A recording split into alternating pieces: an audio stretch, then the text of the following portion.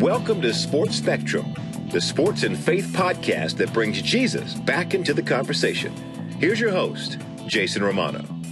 This episode of the Sports Spectrum podcast with two-time NBA All-Star and New York Knicks Assistant General Manager, former NBA player Allan Houston, is brought to you by Compassion International. Go to compassion.com/sportsspectrum, $38 a month. Sponsor a child.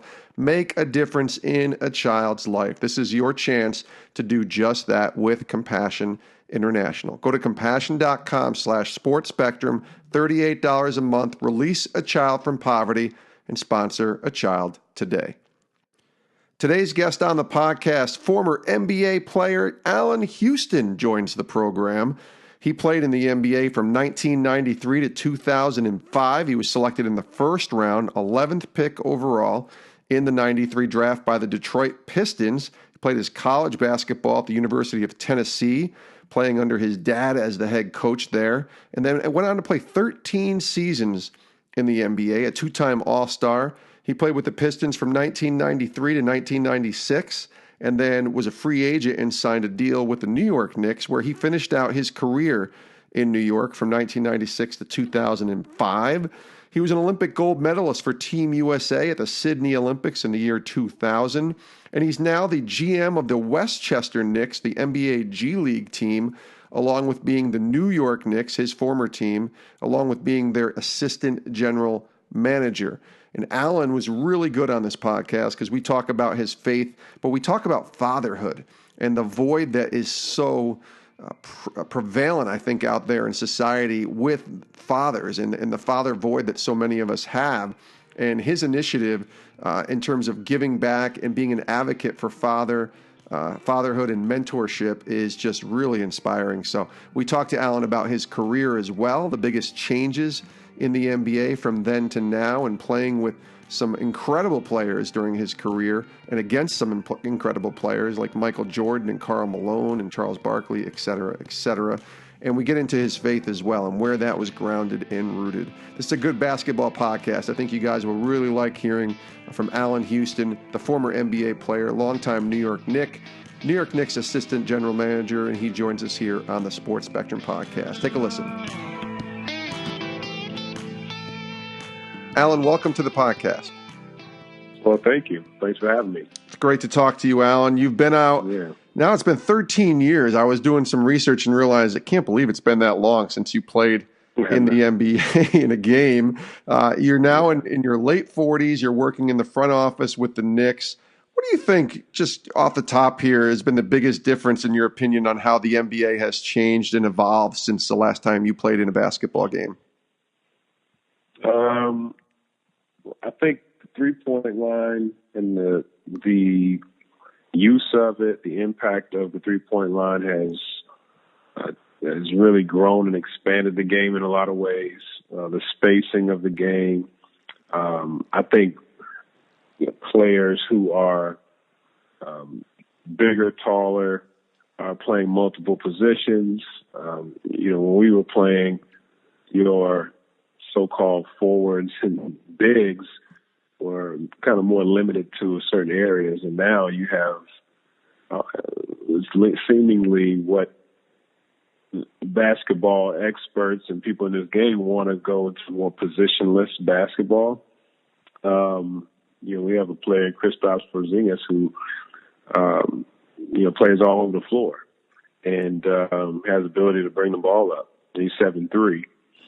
So, you see a lot of that. I think, the coverages of defense has enhanced.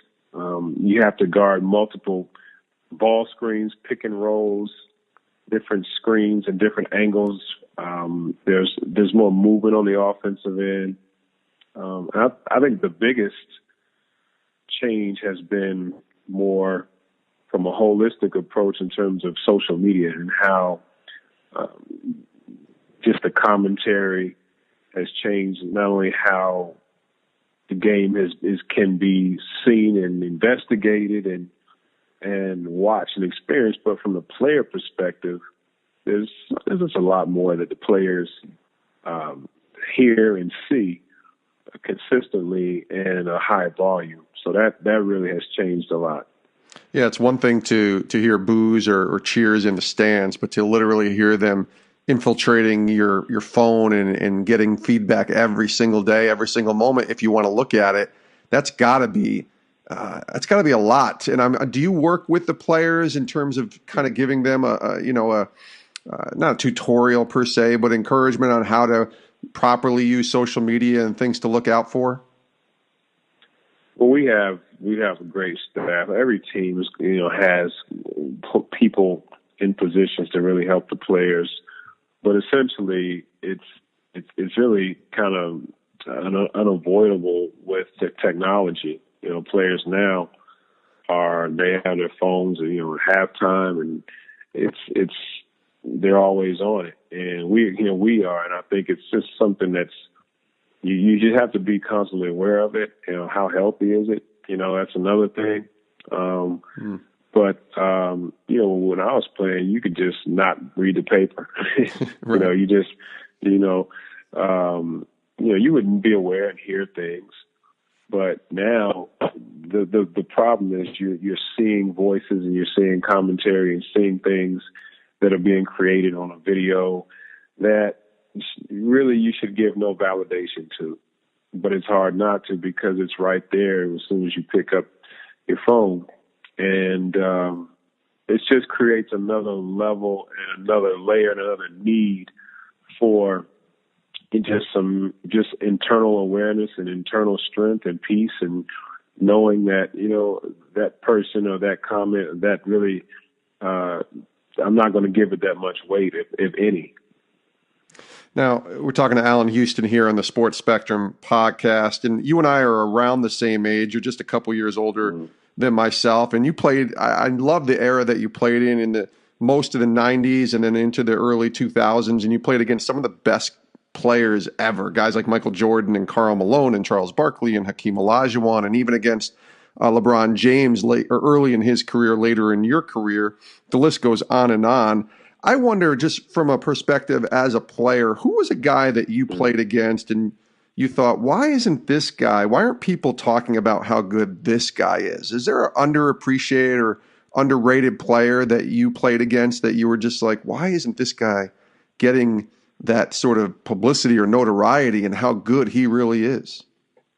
Yeah, everybody. That's the thing. People don't forget, just to make it to the NBA, just to get an NBA contract for 1 year is extremely hard. Yeah. So you can go down any roster and say that, because people don't appreciate what it takes to.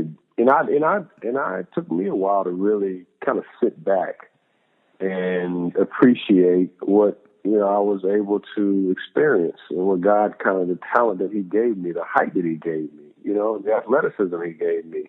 And although I worked extremely hard and had a great supporting system and great coaches, I see so many young players and athletes, and I see from every level now, because I have 7 children, so I'm watching all kind of youth sports. I watch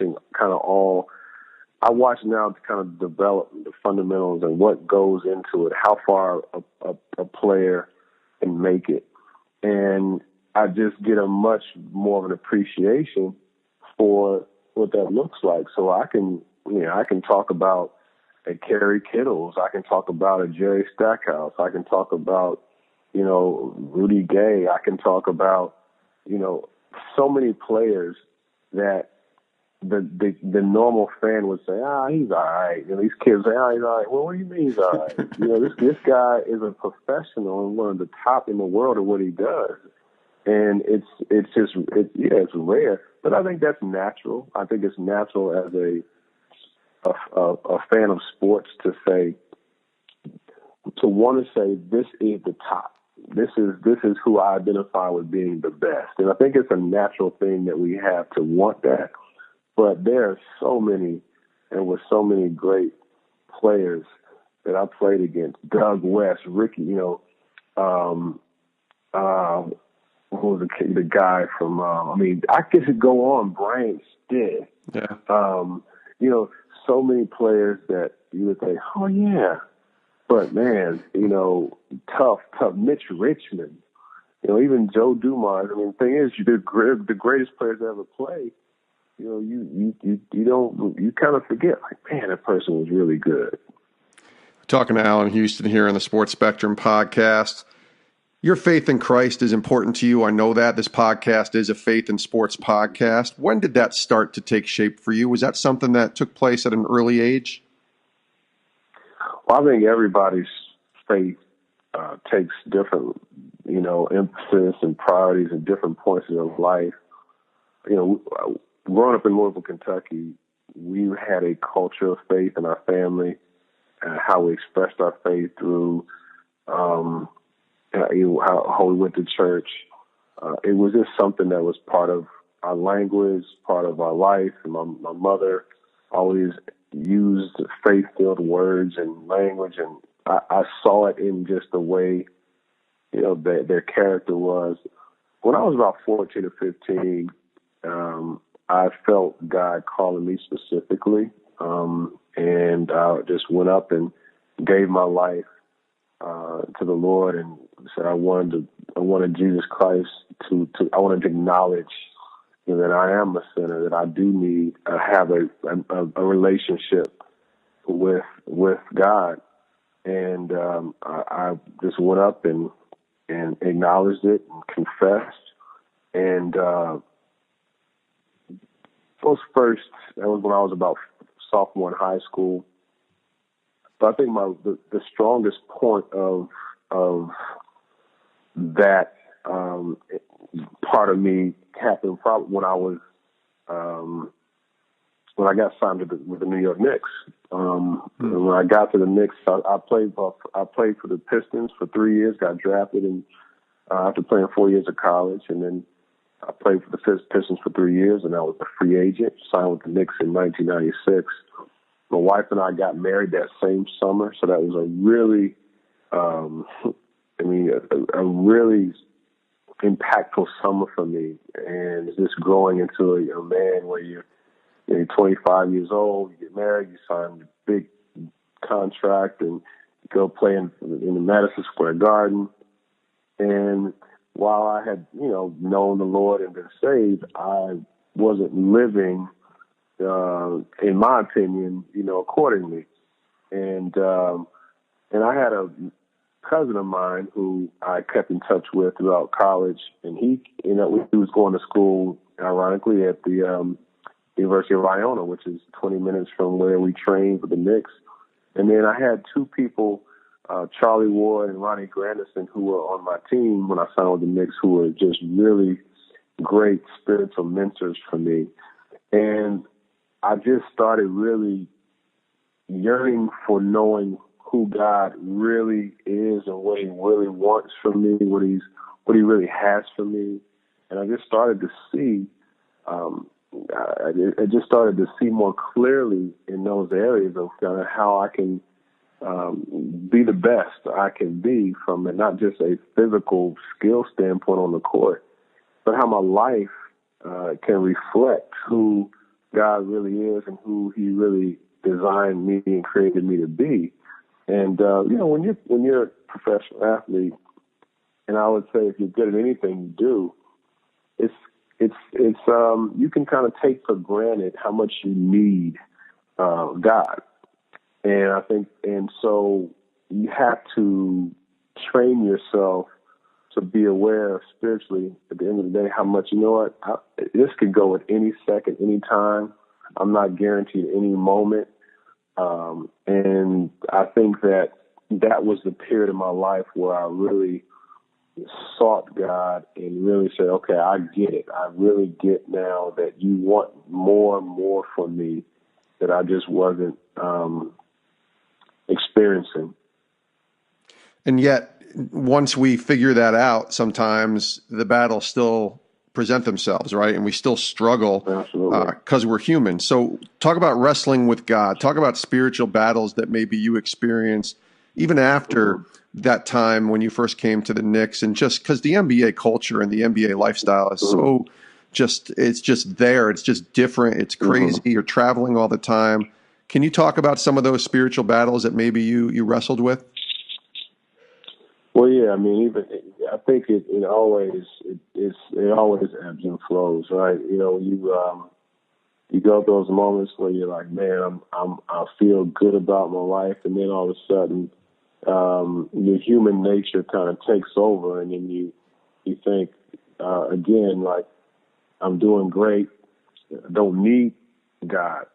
Yeah. And I think for me, a lot, when you're a professional athlete, and this is in any walk of life, but I think when you're living, you know, in a world where everything is done for you, people are telling you how good you are, and I don't ever like to think of myself or think of the celebrity concept, but it's real because you can see how people look at you and treat you, and you have to really not let your ego and pride get out of hand. And so being humble wasn't a big challenge for me, but I think, you know, the challenges that was one, because you think you try not to think of yourself more than you ought, you know, and so now your life is kind of centered around what you do.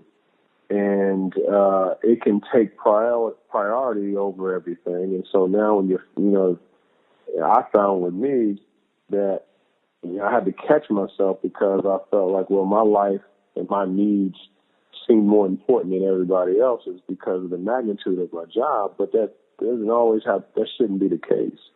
And then, you know, when you're out in the culture of the NBA, from, you know, you're hanging out, you have access to pretty much anything you want. And I think you have to really be mindful of that, be guarded from that. We're thrown in situations where you're out in public or out at night, and there are decisions that you have to be ready to make, that because you're a professional athlete or a celebrity that you don't think, you think you can get away with, right? And the reality is, God calls us to be holy. He calls us to be set apart. He calls us to be different. He calls us to be something that's not consistent with what our culture says, from the things we say, from the language. You know, Charlie Ward was a mentor of mine. Never curse, right? And so it almost got to the point where it was strange to hear someone who didn't say a curse word. And that's the culture that you live in. It's just strange when somebody doesn't want to go out, go to the club or go to the bar. It's so those are the things that you still have to struggle with, and you still have to combat. And then as you go on and, you have a family, you have, there's challenges you have that you have to overcome with this in marriage, and that's something that it's going to happen. You learn and you grow, you're connecting with another person, you're giving yourself to another person. I think for me, the biggest challenge was, giving myself and thinking outside of myself more, and just having a disciplined lifestyle. Is it hard? Like, I love how you referenced Charlie Ward and, you and Charlie, and maybe, you don't want to alienate any teammates when you're building a culture in sports, but you're also gravitating towards people who are like-minded as believers. How did you kind of manage that and not alienate your teammates, certainly with the teams you played with, and even as a front office guy now, but still, kind of be, be open about your faith or be unashamed about your faith without alienating teammates? Well, I think for me, people started to know. That was probably one of my biggest challenges, because again, I was trying to negotiate this and find this, who I was spiritually as I was going through this. And so what I tried to do was I'm still trying to work on myself and trying to find that within myself. So I'm gravitating towards people who I want to be like, but it was a tough balance not alienating myself. So, when I look back on it, I would have probably done more of, hanging out with and being more social, or hanging out more with other teammates. It wasn't like we were, alienating myself, but I think we had groups who were going one way, and we had some groups that were trying, that were not. And so I found it challenging, and to negotiate that, because I'm still trying to find out what's best for me. And, but when you're with a team, you're with each other so much that you go through practices, bus rides, travel, just all these appearances, engagements where you become family no matter what. So the struggle for me was, going through this growth in myself as a young man at 25, 26 years old, and trying to figure it out and balance it out. I know giving back is so important for you. Can you tell us about the Allan Houston Legacy Foundation and what it's about and why you started it? Yeah, my father and I, playing for him at the University of Tennessee is kind of at the core of, my story. Growing up in Louisville, watching him coach so many great players with those Louisville teams, and then playing for him at Tennessee, I just got much more of an appreciation for who he was and what that did for me. And so, when I got that opportunity to do that, it created something that we started with our foundation in terms of the working with fatherhood, working with fathers, mentors, and the connection between youth and adults. And so we started Father Knows Best, a basketball retreat. We started a business entrepreneurship program. But we started, what really came out of that, what God really laid on me and my family now is a whole enterprise now. We've launched a digital education and technology and an apparel brand. And I've used all those experiences and that language to create this methodology around, just coaching leadership, working with youth and adults. We deal with corporate leadership, and we have formed this entity called FISLL. And FISLL is an acronym for Faith, Integrity, Sacrifice, Leadership, and Legacy. So those 5 letters or words make up our brand, and it's been really incredible over the last 12 years to see how our community partners, our families, our youth groups have really embraced the words and the language to try to make it part of a lifestyle. You've been obviously an advocate for fatherhood and mentorship initiatives that you just described. I love the FISLL, faith, integrity, sacrifice, leadership, and legacy. There is a fatherhood void out there for a lot of people, including myself. I grew up without a dad that was really present in my life. You're now a dad to 7 kids. And when I heard that earlier, 7 kids, my goodness. Where are we today as fathers in America? Encourage, especially a lot of guys listening to this podcast, encourage them and talk about just fatherhood, why it's so vital for kids to have a father in their life, and even those that maybe grew up without one, and encouraging them as well. Well, I mean, listen, as a father of 7, first of all, I think about, what is my responsibility? What is my role? And that's why I love FISLL, because it helps me even as a father frame who I am, what I should be doing. I mean, I think a father, it's like when you become a father, it's like you're not really physically, you never know what you're really ready. It just happens, and you prepare. And hopefully, you prepared in a way that you had that one person that that you're married, but it doesn't always happen that way, and that's not our real life and culture.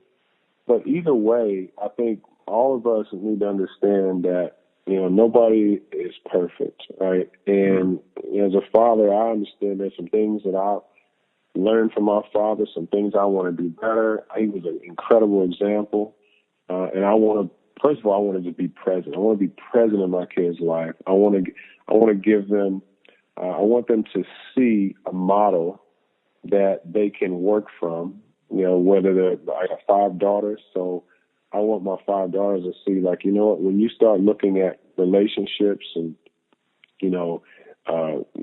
male friends or even female friends, look at relationships, how you go about life, just the principles that you want to live by, your work ethic, how you go about things.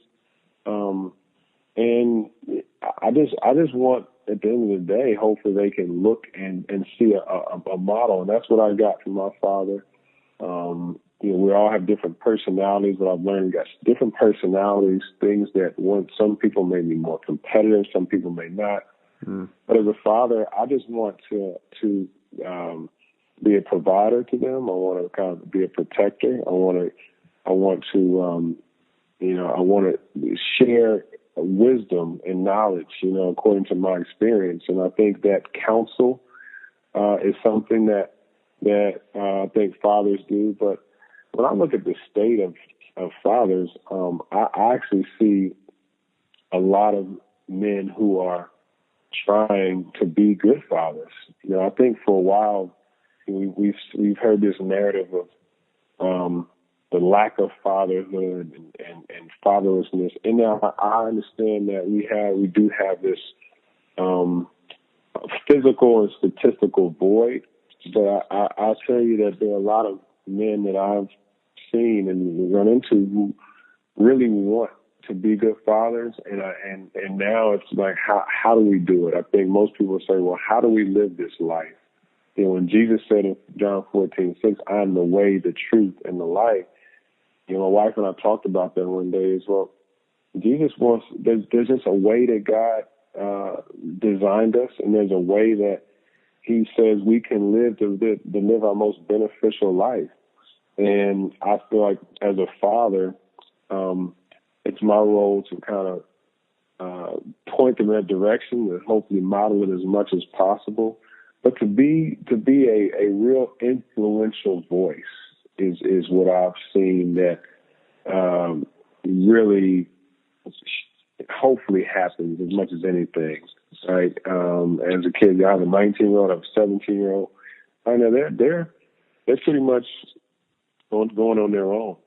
And I've seen how my conversations, my relationships, my roles with each one, they change over time. And I have to be very mindful of the Holy Spirit, because there are a lot of times when I don't know what to say. I don't know what to do as a father. And the thing that I do know is that if I just sit and kind of just listen and try to understand, first of all, where they're coming from, meaning my children or my wife, what they need, and then I can say, all right, Lord, what do I do or say in this situation? He'll show you. He'll show you from your experience, or he'll show you from some other resource. But it's so important. If I had to say one thing, it's so important as a father to have a relationship with the Heavenly Father, because we will never have we won't have all the answers. There are times we don't know, and that's fine. But what he'll do is he'll show us how we can find the right answer, the right approach, the right support. And another thing that having a relationship with God the Father does is it validates us as fathers. Like we were chosen to be fathers. So with that, God will equip us and show us how to be the best we can be. But not, a lot of fathers don't feel adequate enough, or they feel they're in the right position. But God gives us that, everything we need, so, and especially when it relates to how we deal with their mother or our wife. I think that's another thing. Is, being a father, you have to be mature enough to navigate, the relationships. So, it's a lot, man. But I tell you, I've learned. I tell my kids, and I tell a lot of kids, I learn as much from them as they learn from me, because we're all, like you said it. We're human, right? And so, because God created us to be human and communal people, we have to understand the dynamic of relationships and what we can learn from them. He is Allan Houston, former NBA player.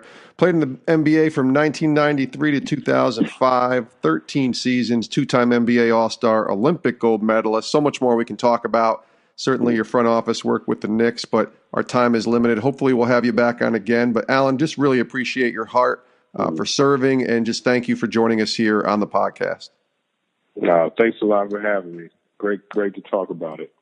And we do thank Allan Houston, two-time NBA All-Star, Olympic gold medalist for Team USA in 2000, longtime New York Knicks, longtime NBA player, and now the assistant general manager with the New York Knicks. We appreciate Allan for joining us here on the podcast. I loved his heart for fatherhood and his desire just to see dads impacting the lives of their children and just to help fill that void that so many of us have in not growing up with a dad. So we really appreciate Allan for being here and sharing his heart with us here on the Sports Spectrum podcast. We also appreciate you for listening. As always, you can find us over at sportspectrum.com, where all of our content is available, including a daily devotional. You can reach us on Twitter, Instagram, Facebook, YouTube. We're on all the social media outlets. If you like what you heard from Allan, please do share it on your social media pages. If you would like to reach out directly, you can email me, jason@sportspectrum.com. And of course,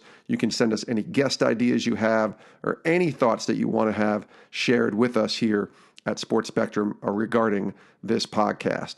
We also thank our sponsors, Compassion International, compassion.com/sports spectrum, $38 a month, releasing a child from poverty. That's the impact that you can make when you go to Compassion International's website, compassion.com/sports spectrum, and you sponsor a child. It's just $38 a month, and I promise you it will impact this child's life for eternity. 1.8 million children are being impacted by the great work being done at Compassion International.